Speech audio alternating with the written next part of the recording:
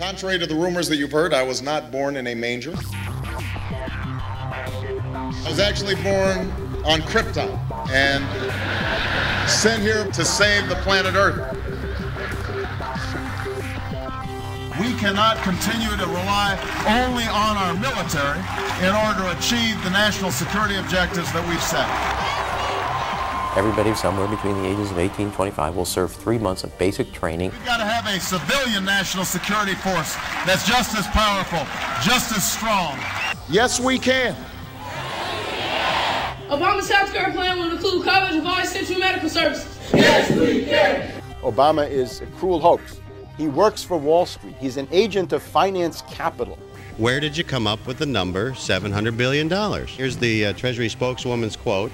It's not based on any particular data point. We just really wanted to come up with a really big number. To Democrats and Republicans who've opposed this plan, I say, step up to the plate. A few members were even told that there would be martial law in America if we voted no.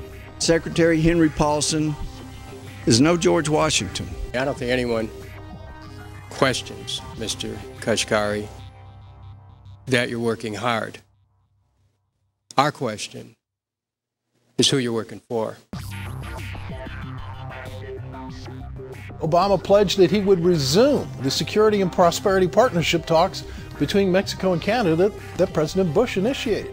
The old boss is starting to look a lot like the new boss. Robert Gates is going to remain on the job as Defense Secretary for at least a year. Plenty of sources knew about this meeting, told us and others that it was at Hillary Clinton's house, but clearly it wasn't.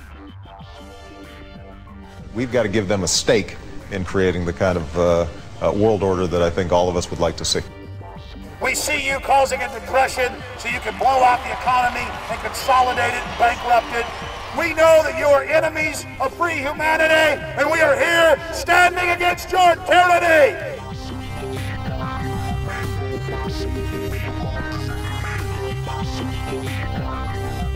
The Obama deception. The truth strikes back.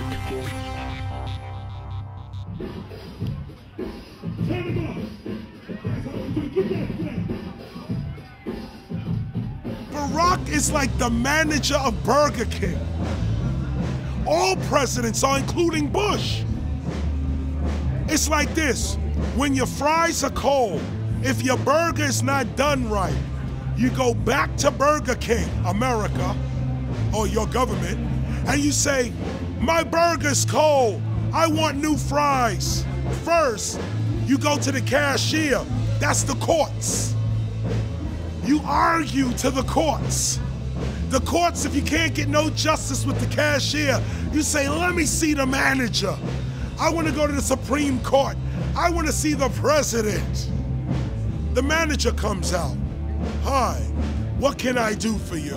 Now the manager can override the decisions of the cashier, but you never get to see the franchise owner of Burger King. If you really have a problem with your burger, you need to go see the franchise owner. We need to go to the top or to the bottom.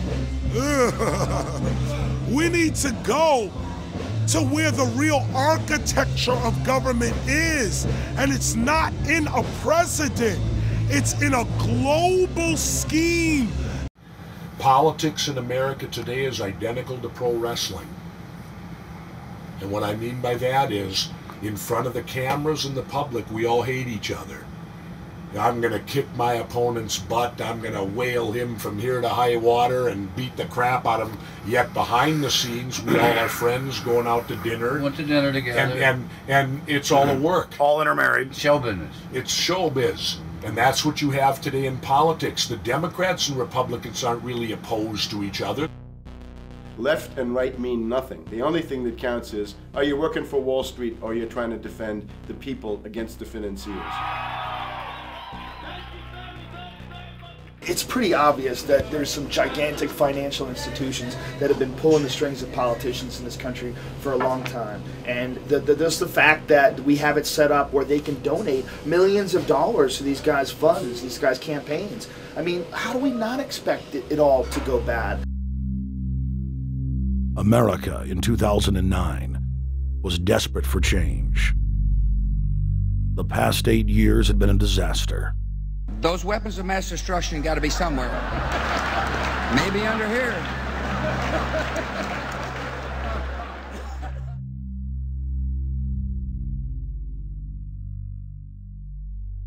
George W. Bush, who had claimed to be a conservative, had tripled the size of the federal government, shredded the Constitution, and destroyed the image of the United States worldwide. Nope, no weapons over there. Endless wars, over 1 million dead Iraqis, and more than 5,000 dead U.S. troops. The Patriot Act, warrantless domestic wiretapping and spying, the end of Posse Comitatus, the rise of the treasonous North American Union, a deepening recession sliding towards total economic collapse. These factors and other abuses had the American people in a state of panic for their future and the very existence of the United States. The elite were in trouble. The people were beginning to see through their facade, past their front man, and to the ruling elite behind the throne. For the first time in U.S. history, both parties were universally hated.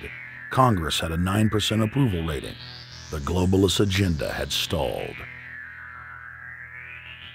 And then, onto the scene came a man who promised change. Change we could all believe in. Barack H. Obama promised to end the war and bring our troops home fast. He pledged to uphold the Constitution and to stop the federal government from spying on the American people. Candidate Obama told American workers that he was going to get them out of NAFTA and GATT, and he's already breaking those promises. In this film, we will prove that Obama says one thing and does another, and that he works for the very same elite interests that Bush served, the very interest engineering the financial collapse and formation of a dictatorial world government. This film is not about left or right. It is nonpartisan. Our past documentary films are among some of the most damning indictments of George W. Bush and his administration that have ever been made. If humanity has any hope of effecting real change for the better, it will not come from the Madison Avenue false reality makers who have cast Barack Obama as the savior of the world. To alter our course from tyranny to liberty, to defeat the corrupt elite, we must get past the puppets and confront the real power structure of the planet. Now we can see a new world coming into view. A world in which there is the very real prospect of a new world order. Webster Griffin Tarpley is an accomplished geopolitical analyst and historian. Among his scholarly works are the unauthorized biographies of George Herbert Walker Bush and Barack Hussein Obama. Since Bush the elder made his speech at the United Nations back in September of 1990 talking about the New World Order, I think I've become confused about what's actually going on in the world. The New World Order is a more palatable name for the Anglo-American world empire. It's the planetary domination of London, New York, Washington over the rest of the world. It's hard to get people to join that or think they have a part in it if you call it the Anglo-American world empire. If you call it the New World Order, then people in India or someplace like that or the European Union might think, well, there's something in that for us too. But that's not what it is. It's the Anglo-American New World Order. It's really the old world order. It's the British Empire morphing into the American Empire. The U.S.-British world empire is what you're going to get. Combines of powerful men have always battled with each other over the levers of power. Gerald Celente is recognized as one of the world's foremost trends forecasters and is the founder of the Trends Research Institute. People that are knowledgeable know that the fight that this country has been waging since its inception is for the central bankers not to take over the country.